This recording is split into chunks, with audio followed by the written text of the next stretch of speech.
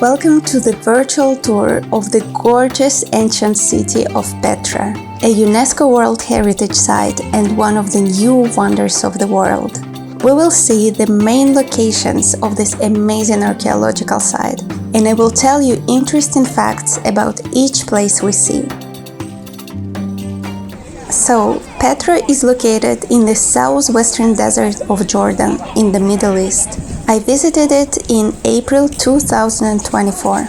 The cost of entry tickets to Petra varied depending on how many days you are planning to attend it.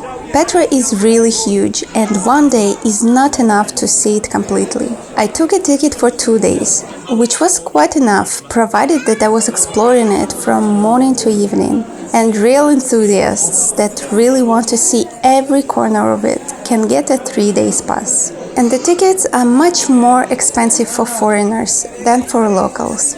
1-day ticket for foreign visitors cost 50 Jordanian dinars, which makes about $70 US. And for Jordanian and Arab nationals, it's much cheaper, only 1 Jordanian dinar. The 2-day ticket for foreign visitors cost 55 dinars, which is around $78, and the 3-day ticket for foreigners cost 60 dinars, or about $85. So the entrance fee to Petra is expensive, but it's totally worth it. I was truly impressed by Petra and hope that you will enjoy visiting it with me too. The road from the entrance gate of Petra till, I would say, the actual entrance to the ancient city is about 1.2 kilometers long. It takes about 15 or 20 minutes to walk this path at a leisurely pace. Along the way, you pass by some ancient ruins, small monuments, ancient tombs and carved stones that already give taste of what's to come.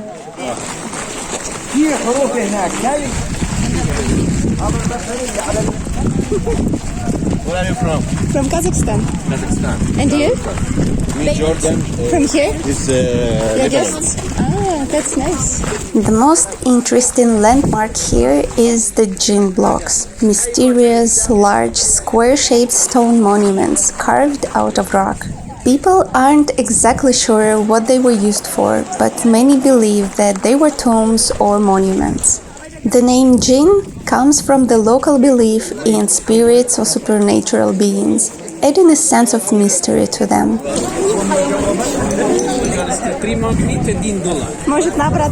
So, the magical entrance to Petra is the Sikh, which means gorge or narrow passage in Arabic, and perfectly describes the place. The Sikh in Petra is a narrow, winding canyon that stretches for about 1.2 kilometers and is flanked by towering rock walls that reach up to 80 meters high.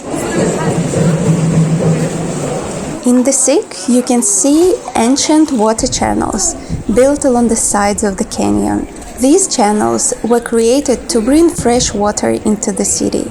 The channels are carved into the rock walls and run the entire length of the Sikh. These channels were an amazing engineering achievement for their time and helped Petra thrive in the middle of the desert. The colors of the sandstone range from soft pink to deep red and look really gorgeous.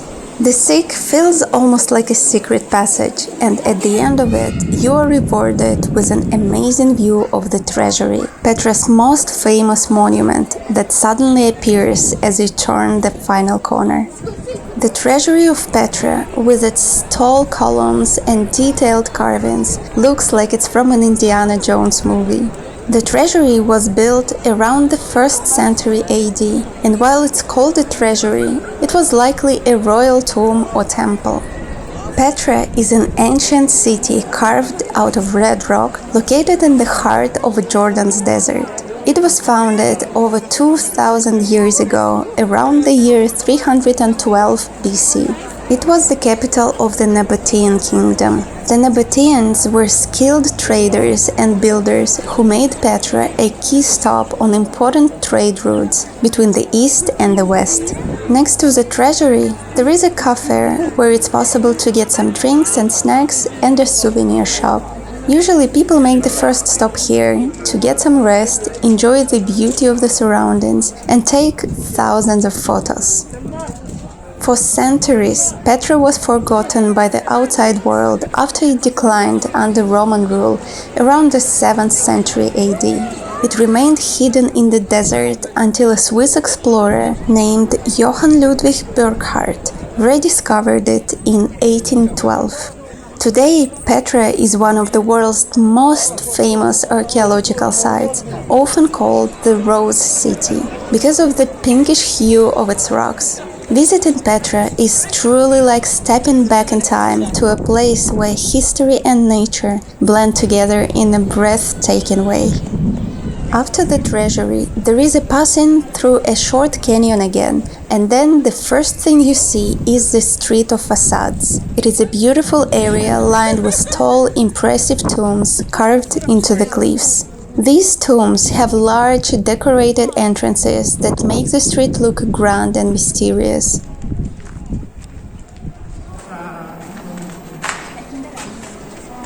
The facades, or fronts, of the tombs are all different in style, showing the skill of the Nabatean builders.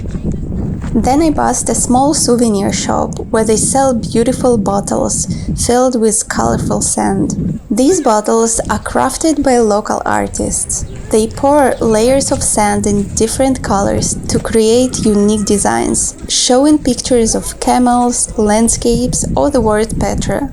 Each of the bottles is handmade, so no two are exactly the same.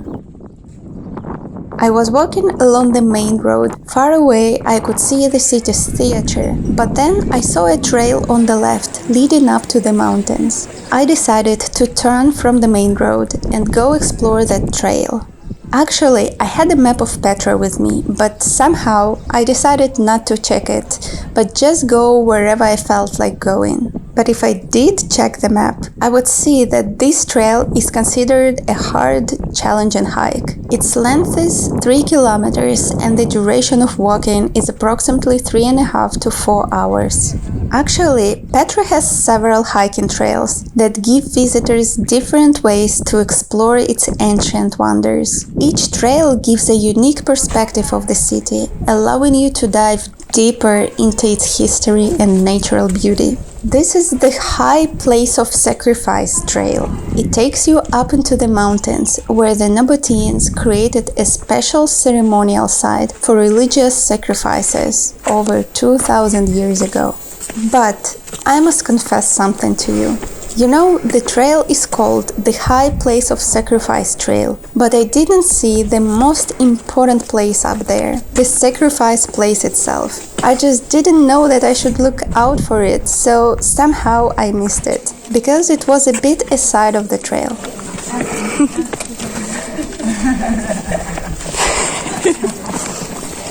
So I will have to show you its picture from the internet.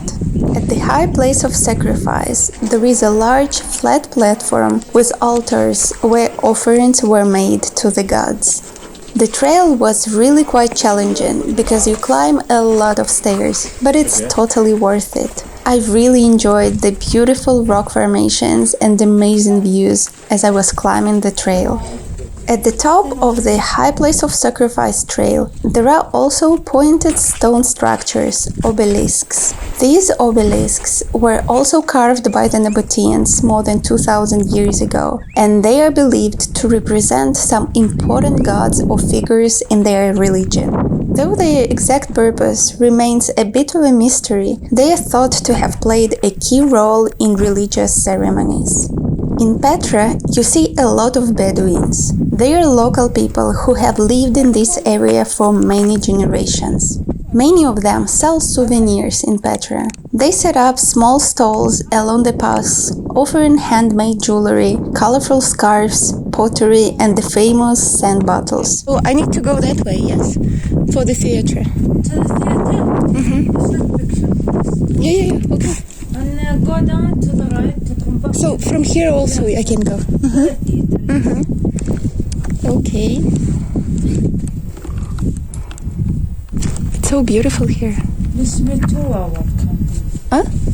2 hours? This house here. Ah, your house. You live here. Ah. Okay, thank you. Have a good day.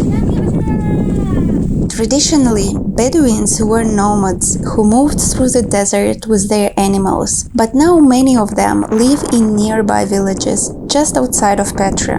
For a long time, some Bedouins even lived inside the ancient caves of Petra, blending their lives with the history of the city. Today, they are an important part of the Petra experience, working as guides, selling souvenirs, and offering camel or donkey rides to visitors. The Bedouins are known for their warm hospitality and strong connection to the land. Just walking down the stairs, you see a lion relief. This ancient stone relief shows the image of a lion, which was an important symbol for the Nabateans, often representing strength and power. This lion relief adds an element of surprise to your hike. No, Bedouin cave. Same cave. You live in a cave like this? Yeah. From the high place of sacrifice, the trail goes down to Wadi al-Farasa. Wadi al-Farasa means Valley of the Butterflies in Arabic. The name reflects the natural beauty of the area, with its peaceful, sheltered valley that may have once been filled with butterflies. The next fascinating ancient structure that you see along the trail is the Garden Triclinium. A triclinium was a special dining room used by the Nabateans for feasts and ceremonies, and the Garden Triclinium is one of the most impressive examples. It's a small rock-cut chamber with benches inside where people would have sat to eat and celebrate. There was a Bedouin boy inside the Garden Triclinium, selling some souvenirs and scarves to tourists. It's located next to what is believed to have been a garden area, complete with trees and a water feature. The next landmark you come across is the Roman soldier's tomb. The tomb is named after the carved figure of a man in Roman armor seen on the facade.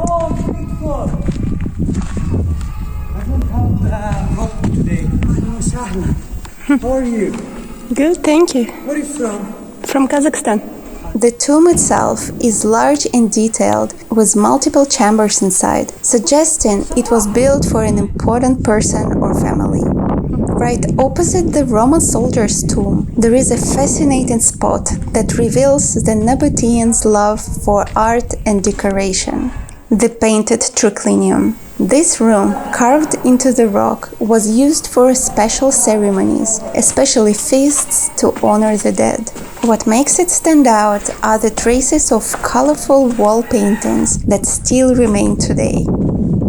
In Petra, you can see goats and sheep grazing on the hillsides or wandering near the trails. These animals are often tended by local Bedouins. The Bedouin I saw next to the Roman soldier's tomb told me that I can turn left, leaving the trail, and that I will see something interesting there. I walked through a narrow passage between stones to a valley that also had some beautifully carved tombs. So, before coming to Petra, I read an article of a girl that described her visit there. She wrote that in Petra you might meet some Bedouin guys who act like the famous character Jack Sparrow from the Pirates of the Caribbean movie. So, these Bedouins are known for being friendly and outgoing, and very often they offer people, and especially girls, to take them on some special trips, or offer to watch the sunset from some secret spot in the mountains. And most likely they have more than just sightseeing in mind. And that Bedouin guy that I met on the trail did offer to show me some unique places. So I agreed. I thought it would be an interesting experience. You've been there, yeah? Yeah. How's it? Beautiful? It is nice, yeah.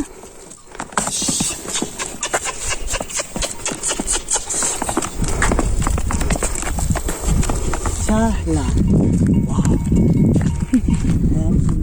With nature, I find something good. When I say from my heart, never change. Inshallah, I go to your country, show me around. He showed me some spots that are off the trail and that most people never get to see. But to tell you the truth, they are not nearly as grand as the landmarks on the main road. Tomorrow in the morning I want to go from the back door, they say. Yeah, and then come back here walking. Or you come the back way, it's shorter. By the way, Petra never close. People told you close to make you quickly to go back home. After sunset, people start to walk back. Put this in your mind. Yeah, I read that it's open at night also, but only on certain days. Not every day, right? You will, and sometimes you do better by night. Yeah. I think Mondays, Wednesdays, and Thursdays. I'm happy to show you my home.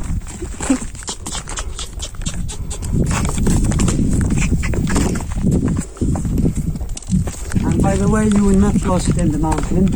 You are with your brother. Okay. The steps natural.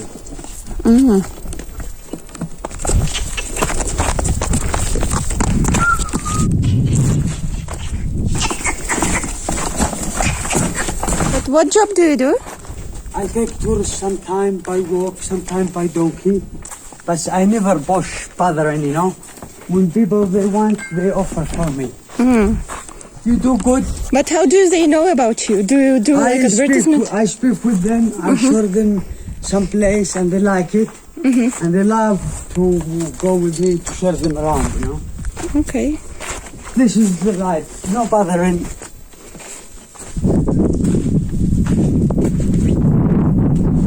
It's nice.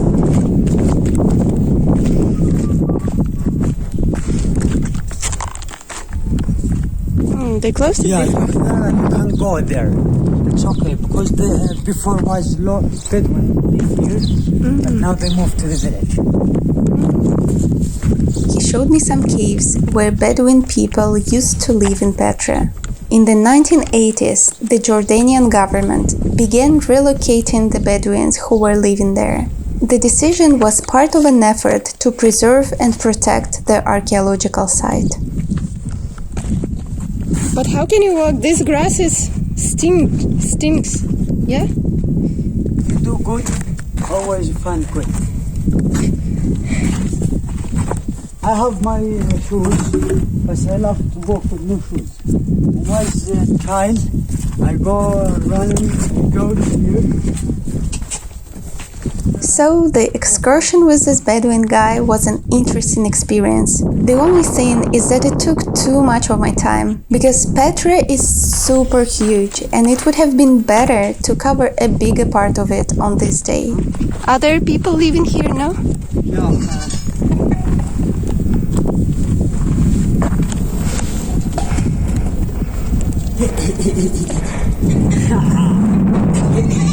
You wait your mom. She will come later. Come.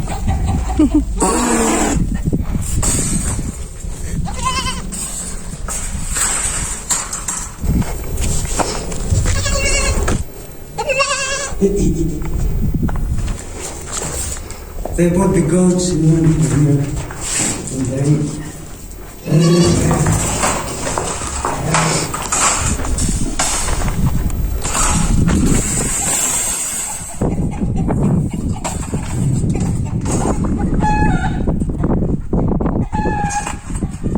you know, I was actually in Petra with my friend. Somehow, our roads split when I left the main road and went hiking up to the High Place of Sacrifice trail. After that, we spent several hours apart and it was time to reunite already. So, I wanted to go back to the main road to meet with my friend, but the Bedouin guy said that he needs to show me just the very last place, that it's nearby and that I really need to see that landscape. So, I agreed. In the end, it was pretty, but nothing too special. I guess he just wanted to spend some more time with me. They have goats. So they sell souvenirs and stuff, yes? Those people. Ah. I know every corner here. When I show you, it's from my heart. By the way, what do you think? Did he offer to watch the sunset in some beautiful place with him or not? Make a guess. I'm happy when you are alive. Yeah, he did say that the sunsets in Petra are super special and beautiful. And he said that we can watch the sunset together, that Petra is very safe and that I can go back even when it gets dark without any problems. But I told him that I needed to finally meet with my friend, so maybe some other time. Take this way, flat area, back to the theater. Less than 10 minutes, you will be in the theater and the main road. Well, you are a nice lady. Take care. Not everyone friendly here. You're nice. Why? I don't know. I think most people are nice. You will meet the nice, I promise you. By the way, I want to go back. I think my donkey, they tied somewhere there. Anytime, my home, your home. Ahlan wa sahlan. Thank you. Easy to say hi, difficult to say bye. See you later. Thank you so much. You're welcome. Have a great evening. You too. Good luck with your Lamborghini. No, I will find them. Otherwise, no banana. He called his donkeys Lamborghini or Ferrari in conversations before. So I started walking back to Petra's main road in the direction that my new friend pointed out. It was late afternoon already and there was still a long way back. If you are planning to visit Petra, you need to be ready to walk a lot. Of course, it will depend on how many trails and places you visit, but usually it will be between 10 to 15 kilometers per day, as the site is large and spread out. But every step is worth it, because you really enjoy the beauty and history of this ancient city.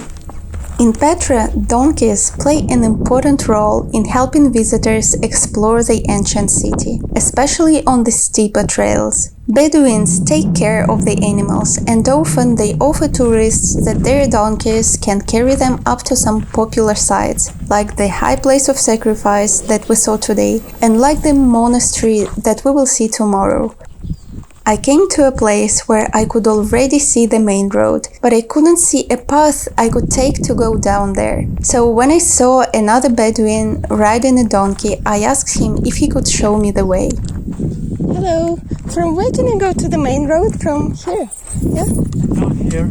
To the main road. Go to the theater? Yeah. Come. Follow me.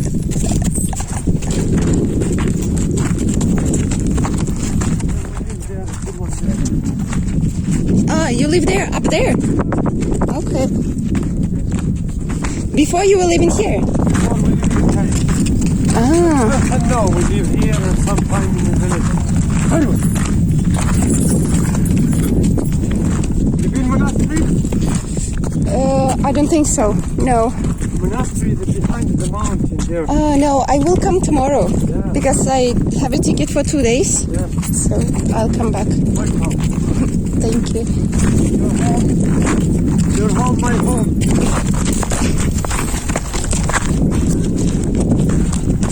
This is the way you take me to the theater and back to the entrance. From right, No, yes? here. Where the people here? Down here. Down here and the main road Yes. on the right, yeah? Yeah, you go up between the mountains just to go back to the end. See, the best time now, here we change orange color.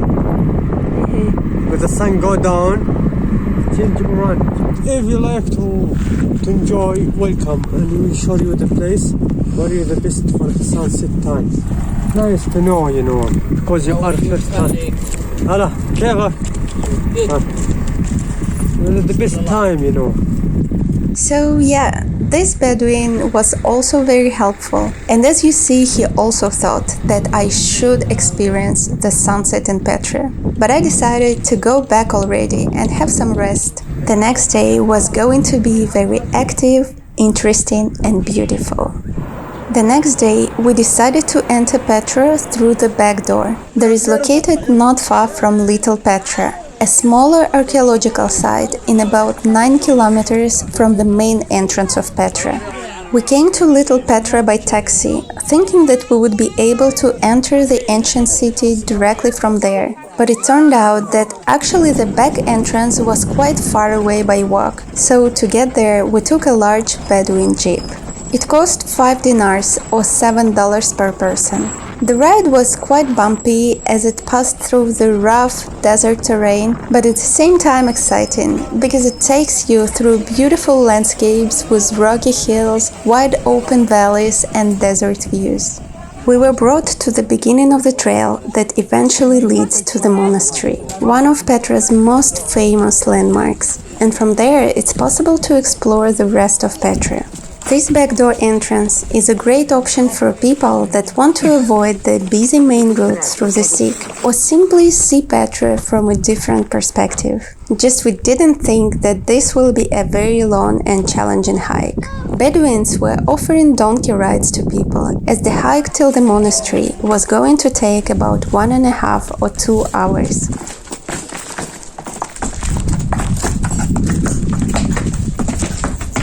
But everyone preferred to walk.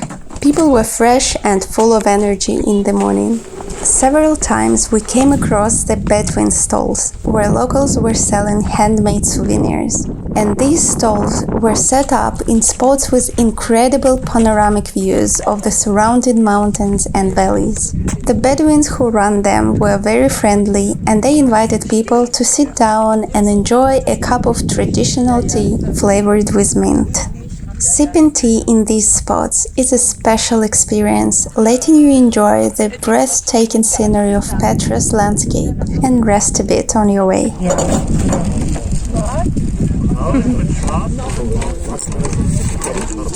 Good price. Today no business, you can't take good price.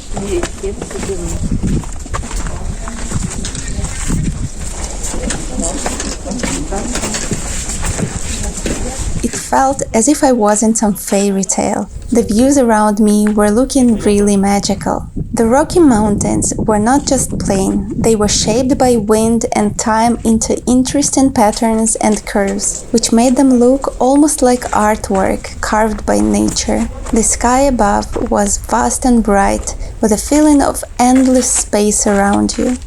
Small desert plants and shrubs were clinging to the edges of the rocks, adding bursts of green in this mostly red and sandy landscape. The silence of the surroundings was calming, broken only by the soft crunch of our footsteps on the path.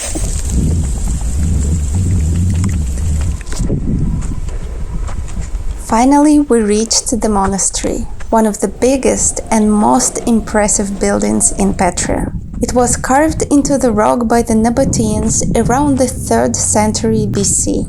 Even though it's called the monastery, it wasn't actually used by monks. It was likely a temple or a place for important ceremonies. Yeah, this is where the king lived here. Yes. See the cave there? This big cave. This is where there's many caves here. Across from the monastery, there is a cozy cafe and a small shop where visitors can take a break and enjoy the beautiful views. The cafe has a nice outdoor sitting area, perfect for having tea or coffee while looking at this beautiful structure.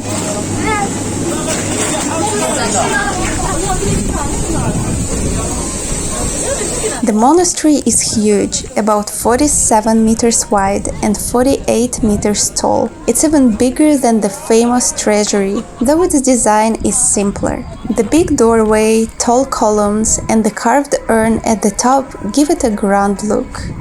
Unlike the crowded area around the Treasury, the monastery sits in a quieter, more peaceful and more remote part of Petra. To get here from the main road, it's necessary to climb about 800 steps through rocky paths. So even if we came here from the main road, it would be quite a challenging hike. The trail from the monastery to the main road of Petra is a beautiful winding path. Along the trail also there are a lot of Bedouin stalls with souvenirs. You want to buy happy hour here? Bedouin women ask everyone who passes to support them by buying something from them. Support me, this is what I mean. I know.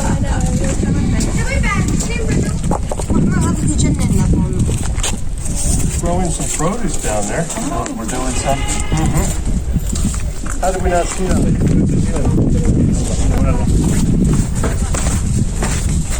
Take you from here to the gate. I don't know, we are going to walk and explore. Maybe this side from here to take you back. The trail to the main road is quite easy to walk as you mostly go down and the scenery around is really stunning. This trail is about 1.5 kilometers long and it takes around 30 or 40 minutes to walk to the main road, depending on your pace.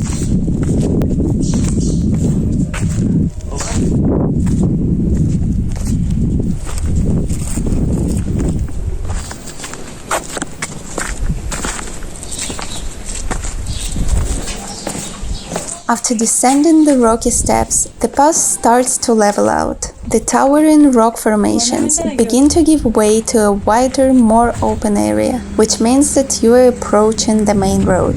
Here, at the end of the trail, there is a restaurant where many tourists stop to rest and enjoy a meal. The restaurant serves a variety of local dishes like hummus, falafel, and grilled meats, and also refreshing drinks. But we continue our way through the ancient city. The first thing you come across walking along the main road is Qasr al-Bint, which means Palace of the Pharaoh's Daughter. Though it wasn't actually a palace, it was a temple built around the 1st century BC, and it was used for religious ceremonies. Not far from the temple, you can see the remains of the Temenos Gate. Built in the 1st century AD, the gate was a grand three-arched entrance that separated the main city from the religious part of Petra.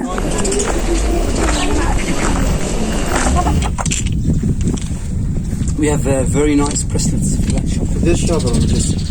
في هذا اللي بنحط على الطاولة. في زي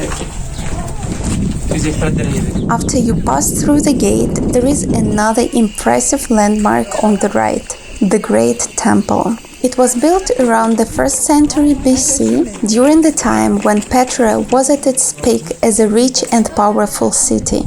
The Great Temple has many interesting features. It includes a large staircase leading to a huge courtyard that was likely used for ceremonies. Inside the temple, there are tall columns, some of which still stand today. These columns once supported a grand roof that has since fallen. Archaeologists have found pieces of the temple's original decoration, like carved stones and painted walls, which show how beautifully it was designed.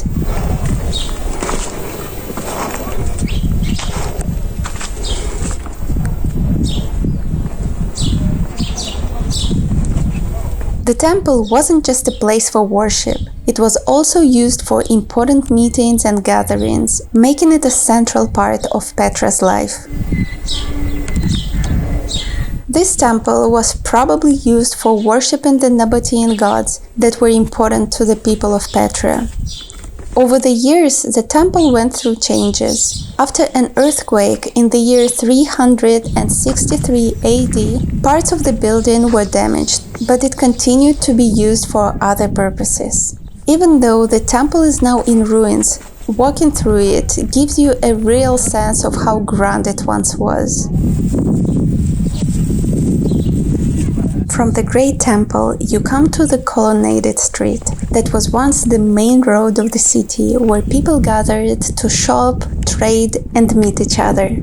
Built in the 1st century AD, the street was lined with tall stone columns on both sides, giving it a grand appearance. The road was paved with large stone slabs, and it was a busy place filled with markets and shops. And from here you start seeing the most beautiful structures in the ancient city, the royal tombs. Carved into the cliffs, these tombs were built for the Nabatean kings and other important people. The tombs date back to around the 1st century AD and are another example of the Nabateans' skill in carving their buildings directly into the rock. There are several tombs in this area, each with its own unique style. This is a palace tomb, one of the largest and most grand tombs, with intricate carvings on its facade that depict scenes of nature and life. The Corinthian tomb features columns that resemble the style of ancient Greek architecture, showing how different cultures influenced the Nabateans. The silk tomb gets its name from the beautiful colors in the rock, which look like flowing silk.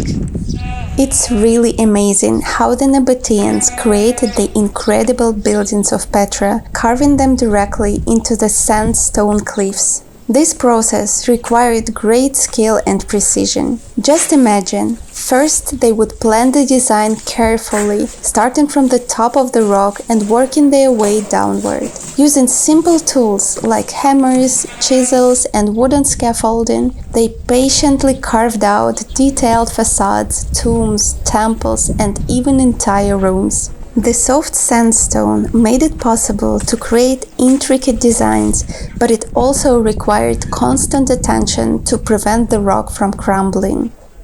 And this is the urn tomb, one of the most famous and impressive tombs in Petra. Its name comes from the large stone urn that sits on top of the building. Once you enter, you can see how the Nabateans carved the tomb directly into the rock. Although much of the decoration inside has been lost over time, you can still see the remnants of beautiful designs and carvings.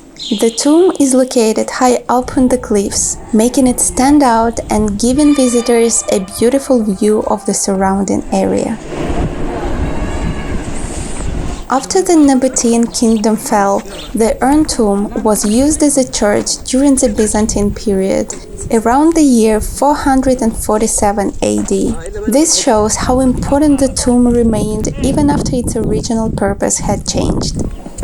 I really got the aesthetic pleasure from Petra's architecture and the beautiful colors of the rocks. Shades of red, pink, orange and brown mixed together. This colorful palette is the result of the minerals in the sandstone, which change color depending on how the light hits them. These colorful rocks not only make Petra visually stunning, but also tell a story of the Earth's history. Each layer of color represents a different period in time, showing how the landscape has changed over millions of years. There is a special spot here, high up on the cliffs, that offers an amazing view of Petra and the theatre below. A Bedouin woman set up a stall here with tea and refreshments. It feels really amazing to sit here with a warm cup of tea, soaking in the beauty of the landscape. The theatre is one of the most fascinating structures in the ancient city. Built in the 1st century AD, it could hold about 3,000 people, making it an important place for entertainment and gatherings. The design of the theatre is impressive, with good acoustics where sounds could be heard clearly throughout the space. This clever design shows the advanced skills of the Nabateans who built it without modern tools. Looking from this spot, the ancient city below looks absolutely gorgeous. And here our virtual tour of Petra is coming to an end. Below you can see the Street of Facades where we walked on the first day of our visit. Though there is still some part of Petra that we didn't see, but we have visited the main places in these 2 days. I really hope that you enjoyed this video. It took quite a lot of time and effort for me to make it, so don't forget to support me by liking it and write in the comments below what you think about this beautiful ancient city. And I will see you in my next videos. Bye bye!